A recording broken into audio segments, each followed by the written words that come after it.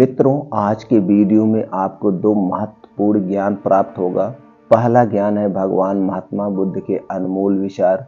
उसके बाद जानेंगे स्वास्थ्य से संबंधित बहुत ही महत्वपूर्ण जानकारी, जैसा आप लोगों ने थंबनेल पे देखा है। तो चलिए दोस्तों, पहले सुनते हैं भगवान महात्मा बुद्ध के उपदेश को एक कहानी के माध्यम से। हम सभी जानते हैं कि व्यक्ति का मन बहुत चंचल होता है। यही कारण है कि मन अशांत रहता है और कई सवालों का जन्म भी अशांत मन के कारण ही होता है। यदि आप जीवन में शांति चाहते हैं तो इसके लिए जरूरी है मन को शांत करना। लेकिन मन को शांत कैसे किया जाए? गौतम बुद्ध से जुड़ी इस कहानी के माध्यम से आप जान सकते हैं कि मन को शांत करने का क्या तरीका है। इसमें भगवान गौतम बुद्ध द्वारा मन को शांत करने के आयामों के बारे में बताया गया है। तो चलिए दोस्तों, जानते हैं इस कहानी के माध्यम से, जिससे आपका जीवन बदल जाएगा। एक बार एक लड़का गौतम बुद्ध के पास जाकर कहता है, मेरे जीवन में बहुत सा शांति है, कृपया करके आप मेरा मार्गदर्शन कीजिए जिससे कि मैं इस अशांति से छुटकारा पा सकूं। गौतम बुद्ध लड़के से जीवन की अशांति का कारण पूछते हैं। लड़का उत्तर देता है, अत्यधिक विचारों के कारण मेरे भीतर बहुत सारे विचार आते हैं जिससे मेरा मन अशांत रहता है। बुद्ध मुस्कुराते हुए कहते हैं, ऊपर आकाश की ओर देखो और बताओ तुम्हें सूर्य दिख रहा है। लड़का ऊपर देखता है और कहता है कि धूप दिखाई दे रहा है। बुद्ध उससे पूछते हैं कि अगर तुम लगातार धूप में खड़ा रहोगे तो क्या होगा? वह कहता है कि मुझे अत्यधिक गर्मी लगेगी और शरीर में बेचैनी होगी। बुद्ध लड़के से कहते हैं कि अगर धूप में खड़े रहने से तुम्हें गर्मी लगती है तो इसमें दोष किसका है, सूर्य के ताप का या तुम्हारा? लड़का कुछ सोचने के बाद कहता है, इसका जवाब आप ही बताइए। बुद्ध कहते हैं, सूर्य का काम है ताप देना और ताप का काम है गर्मी लगना। ऐसे में तो दोष तुम्हारा ही है। तुम धूप में जाकर खड़े हुए जिससे कि तुम्हें गर्मी लगी। तुम्हें अगर शीतलता चाहिए तो तुम्हें छांव में रहना होगा। ठीक इसी तरह चंचल मन का भी स्वभाव होता है, विचारों और भावनाओं को जागृत करना। विचार क्षण भर के लिए होते हैं, लेकिन विचार से पैदा हुई भावना देर तक टिकी रहती है। लेकिन ये अगर तुम्हें निर्णय लेना है कि तुम्हें विचार और भावनाओं के साथ चलना है या अलग दिशा बनानी है। बुद्ध कहते हैं, मन को शांत करने के लिए तन के आयाम पर काम करना सबसे आसान तरीका है। शरीर के स्तर पर हमारी कामेंद्रियां और ज्ञानेंद्रियां हैं।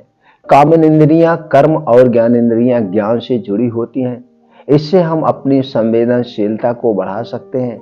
यदि हम जो भी काम करें उसे आनंद के साथ करें। मन के आयाम से हटकर तन के आयाम पर जाने से ही तुम्हारा चित्त शांत होगा। ऐसा करने से तुम मन के आयाम से हटकर शरीर के आयाम पर आ जाओगे। ठीक उसी तरह जैसे तुम धूप से हटकर छांव में आ सकते हो। मन के आयाम से हटने पर तुम्हारी जागरूकता तन पर आ जाएगी। जब तुम तन के आयाम पर काम करोगे तब तुम्हारा चित्त शांत होगा। इसलिए हर काम को तन के आयाम पर करने से मन शांत हो जाता है। लड़का बुद्ध से कहता है, अपने भीतर के शोर को कैसे सुने? बुद्ध कहते हैं, किसी शांत स्थान पर रहकर जहां शांति हो तब अपनी आंखें बंद करो और मन के भीतर चल रहे शोर से हटकर भीतर के शोर को सुनने की कोशिश करो। शोर निरंतर चलता रहता है, लेकिन बाहर के शोर के कारण तुम अपने मन के भीतर चल रहे शोर को नहीं सुन पाते हो। जब तुम अपने दोनों कानों को तुम अपने हाथों से बंद कर दोगे तभी मन के शोर को सुन पाओगे। इसी तरह तुम मन की अशांति से दूर हो जाओगे और तुम्हारा मन शांत हो जाएगा। दोस्तों, वो लड़का भगवान महात्मा बुद्ध की बात को अच्छी तरह से समझा और उसी दिन से वह अपने मन को वश में करने लगा। उसके दिमाग में शांति आने लगी। उसने विचारों को, जो गलत विचार आए थे, वो सब दूर हो गए। दोस्तों, इस छोटी सी कहानी से आपको क्या ज्ञान प्राप्त हुआ, हमें कमेंट सेक्शन में जरूर बताइए। चलिए मित्रों, अब जानते हैं स्वास्थ्य से संबंधित वो जानकारी। जैसा आप लोगों ने थंबनेल पे देखा है कि ये 6 फल रोज खाएं। जी हाँ दोस्तों, कुछ ऐसे फल होते हैं जिसमें कुछ ऐसी तरह की प्रोटीन्स विटामिन्स पाई जाती है जो हमारे अंदरूनी अंगों को जैसे लीवर, किडनी, आंत, फेफड़े, मस्तिष्क को डिटॉक्सिफाई करती हैं, कचरे जमा कर होते हैं, उन कचड़ों को, गंदगी को बाहर निकालती है। कुछ ऐसे फल हैं दोस्तों, आज उन फल के बारे में हम बताएंगे। उन फल में कौन कौन से प्रोटीन्स, विटामिन्स पाए जाते हैं, उस फल को हमें कैसे खाना है, कितनी मात्रा में खाना है, कब खाना है, ये सारी जानकारी आप लोगों से शेयर करेंगे। जी हाँ दोस्तों, अभी थोड़ा सा ये जानने की ज़रूरत है, हमारे आंतों में, किडनी में, फेफड़े में ये कचड़े कहाँ से जमा होते हैं। ये दोस्तों जो भी हम बाहर की चीज़ें, तली भुनी चीज़ें या ऐसे तली भुनी चीज़ें या गरिष्ठ भोजन खाते हैं या बाहर का खा रहे हैं, वो कैसे साफ सफाई से बन रहा हमें नहीं पता है, हमें नहीं पता है। या बाहर की जो केमिकल युक्त खाना है, ये सारे केमिकल युक्त है। बिस्किट, नमकीन, टोस्ट, ब्रेड, ये जो दोस्तों है ना, ये आइसक्रीम, ये सब दूषित है, इस सब में कीटनाशक पड़ा है। ये सारी चीज़ें जब हम खाते हैं तो हमारे आंतों को, किडनियों को, सबको बीमार कर देते हैं और इसके कुछ वेस्ट पदार्थ हमारे आंतों में चिपक जाते हैं। तो दोस्तों कुछ ऐसे फल हैं जब हम उनका सेवन करते हैं तो ये जाके डिटॉक्सिफाई कर देते हैं। तो दोस्तों इन फलों को जरूर अपने डाइट में शामिल करिए। तो चलिए मित्रों, पहले उन फल के बारे में जानते हैं, कौन कौन से प्रोटीन्स, विटामिन्स पाए जाते हैं। पहला फल है दोस्तों आंवला। आंवला एक अमृत फल है और सबसे सस्ता फल है। अगर हम डेली आंवले का सेवन करते हैं तो दोस्तों हमें बहुत सारी बीमारियों से बचा के रखेगा।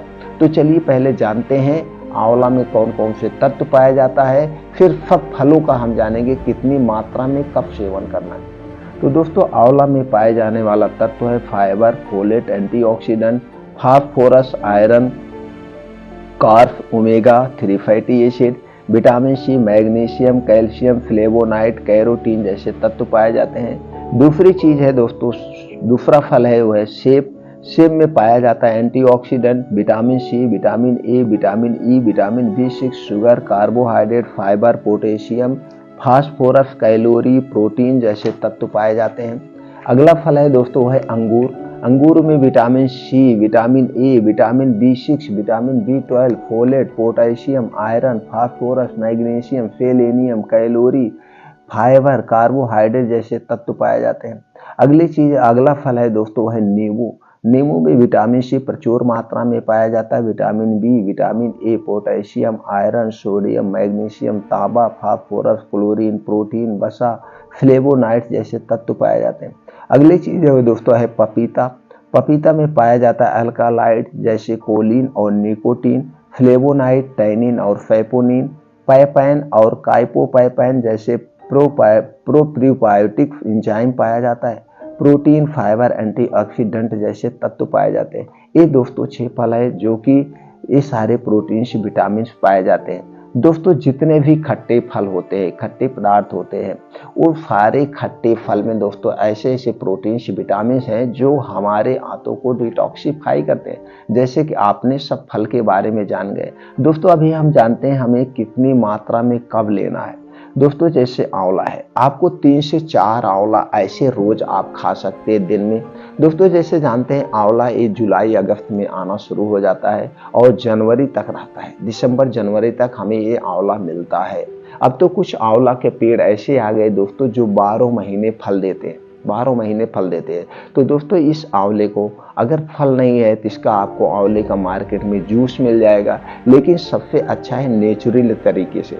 आंवला हम किन किन रूप में प्रयोग कर सकते हैं। आंवले का हम ऐसे कच्चा खा सकते हैं, आंवले की हम चटनी खा सकते हैं, आंवले का अचार खा सकते हैं, आंवले का मुरब्बा खा सकते हैं। लेकिन अगर डिटॉक्सिफाई के लिए खाना है तो आप दोस्तों महीने में 1 हफ्ते 10 दिन रोज सुबह खाली पेट, जब आप सुबह योगा, मॉर्निंग वॉक, प्राणायाम करके आने के बाद 2 आंवला लेना है। दोनों आंवलों को ऐसे खाली पेट आप चबा चबा के खा जाइए।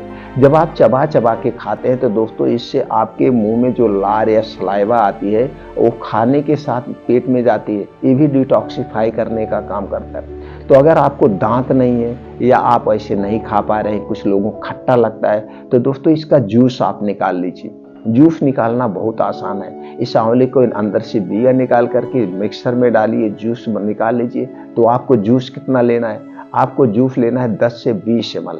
10 से 20 ml आप जूस ले सकते हैं, नहीं तो 2 आंवला खा लीजिए। बस एक सावधानी बरतना, आंवला खाने के 1 घंटे पहले कुछ नहीं खाना पीना है। आंवला खाने के 2.5 से 3 घंटे तक कुछ भी खाना पीना नहीं। अब ये जब आपके पेट में 2 आंवला जाएगा तो आपके आंतों को डिटॉक्सिफाई करेगा, और ये डिटॉक्सिफाई का काम 2.5 से 3 घंटे तक चलता है। इसलिए 2.5 से 3 घंटे तक आपको कुछ भी खाना पीना नहीं, इस बात को ध्यान रखें। तो पहला उपाय हो गया ये, पहला अगर आपको सेव कर रहे हैं। नहीं तो दोस्तों आप सेब भी खा सकते हैं। रोज सुबह खाली पेट आप 1 सेब खाइए। 1 सेब का मतलब 250 ग्राम से 300 ग्राम, 250 ग्राम से 300 ग्राम एक सेब रोज सुबह खाइए। सेब खाने में भी यही उसूल है, सेब खाने के 1 घंटे पहले और 2 घंटे बाद तक कुछ भी खाना पीना नहीं। इसका आप अंगूर खा सकते हैं, लेकिन अंगूर खाली पेट नहीं खा सकते। खाली पेट में सिर्फ एक ही फल खाया जाता है, वो है दोस्तों सेब। अंगूर दिन में 1 बार कभी भी दिन में खा लेना। कितना अंगूर खा सकते हैं? 100 ग्राम से 200 ग्राम, 50 ग्राम, 150 ग्राम, जैसे आपकी शरीर की कार्य क्षमता है, जिस हिसाब से आप परिश्रम करते हैं उस हिसाब से आप अंगूर लीजिए। अंगूर में भी वही नियम होगा, जब भी अंगूर खाना दोस्तों 2 घंटे तक कुछ भी खाना पीना नहीं, 2 से 3 घंटे तक कुछ भी खाना पीना नहीं। अंगूर आप ले सकते हैं 100 ग्राम से 150 ग्राम, 50 ग्राम, दिन भर में 1 बार। जब इसका सीजन हो, सीजन वाइज फल खाइए, सबसे बेस्ट होता है। दोस्तों कोई भी फल हम जब भी खाएं वो सीजन वाइज खाएं, सीजन वाइज सबसे बेस्ट होता है। और अगला चीज है दोस्तों नींबू। नींबू दोस्तों आंतों की सफाई करने में, किडनी की सफाई करने में बहुत अच्छा फल माना जाता है। तो 1 नींबू आप दिन भर में आप ले सकते हैं। दोस्तों इसको नींबू जब लेना तो गुनगुना पानी, वैसे ज्यादा बेटर रहेगा आप रोज सुबह जब सो के उठिए, जब आपको नींबू लेना है तो सुबह सो के उठिए, तो महीने में 10 दिन तो जरूर ले लीजिएगा। सुबह सो के उठिए, नींबू लीजिए, आधा नींबू लीजिए, 2 गिलास 1 गिलास जो पानी आप पी सकते हैं पानी लीजिए, उसमें निचोड़ लीजिए, लेकिन पानी गुनगुना होना चाहिए। और नींबू पानी जब भी बनाना दोस्तों मिट्टी के बर्तन या कांच के बर्तन में ही बनाना। मिट्टी के बर्तन, कांच के बर्तन में नींबू बनाना। और दोस्तों एक बात याद रखना, जो सुबह आप पानी पीना हो तांबे के बर्तन में रखा हुआ पानी नहीं होना चाहिए, ऐसे नॉर्मल पानी होना चाहिए। तांबे में रखे हुए पानी में नींबू मिला के कभी मत पीना, वो नुकसान करता है, कभी भी मत पीना। और नींबू पानी जब भी घोलना आप कांच के बर्तन या मिट्टी के बर्तन में ही घोलना। और अगला फल जो है दोस्तों पपीता। पपीता ये आंतों को डिटॉक्सिफाई करने में, लीवर को डिटॉक्सिफाई करने में, लीवर को स्ट्रांग बनाने में, मजबूत बनाने में बहुत अहम रोल है। तो आपको 250 ग्राम से 300 ग्राम पपीता डेली लेना चाहिए, डेली, जब इसका सीजन हो। अब तो पपीता भी दोस्तों, अब तो सारे फल जो है 12 महीने मिलते हैं, लेकिन हमें ऐसा नहीं करना चाहिए। हमें सीजन वाइज, पपीता का भी सीजन होता है, तो सीजन वाइज पपीता आप देखते होंगे गर्मी में ज्यादा होता है, बारिश में भी होता है। तो दोस्तों जब जिसका सीजन है, सीजन वाइज सारे फलों का सेवन अपने डाइट में आप जरूर शामिल करिए। अगर ये 5-6 फल आप अपने डाइट में शामिल कर रहे हैं दोस्तों, आपके लीवर कभी बीमार नहीं पड़ेगा, लीवर कभी बीमार नहीं। तो चाहे तो सारे फल एक साथ भी खा सकते हैं, लेकिन एक साथ में क्या, दिन में कई बार डिवाइड करके खाना पड़ेगा। अलग अलग फल एक बार में एक ही फल खाना सबसे अच्छा होता है। ज्यादा आप खा लेंगे, बहुत ज्यादा ले लेंगे तो पचेगा नहीं। फाइबर प्रोटीन सबसे ज्यादा पाया जाता है, तो हम जो भी खाएं वो पच जाना चाहिए। हमें खाना कम है, पचाना ज्यादा है, इस बात का हमेशा आप ध्यान रखिए। जब तक आपको खूब कड़ी भूख ना लगे, जब तक खूब जम के भूख ना लगे, हमें तब तक कुछ भी खाना पीना नहीं चाहिए। बिना भूख लगे नहीं खाना पीना चाहिए। तो दोस्तों ये अपना करके आप स्वस्थ व निरोग रह सकते हैं। और जाते जाते लास्ट में सभी मित्रों से जरूर कहेंगे, रोज 2 घंटे का समय आप अपने लिए निकालिए। सुबह 5 बजे से 7 बजे का समय निकालिए। इस 5 से 7 में आप 2 घंटे में आप अपने योगा करिए, मॉर्निंग वॉक करिए, प्राणायाम करिए, मेडिटेशन करिए। ये 2 घंटे का समय आप अपने लिए निकालिए दोस्तों, कभी कोई बीमारी नहीं होगी। दोस्तों हमसे जुड़े रहने के लिए चैनल को सब्सक्राइब करें, बेल आइकॉन का बटन ऑन कर दें, जिससे हर एक वीडियो की नोटिफिकेशन आप तक पहुंचती रहे। और हाँ मित्रों, ये वीडियो अपने यार दोस्त, भाई बंधु, माताओं के साथ जरूर शेयर करें। सब लोग जानकारी को अपनाएं, घर पे रहें, स्वस्थ व निरोग रहें।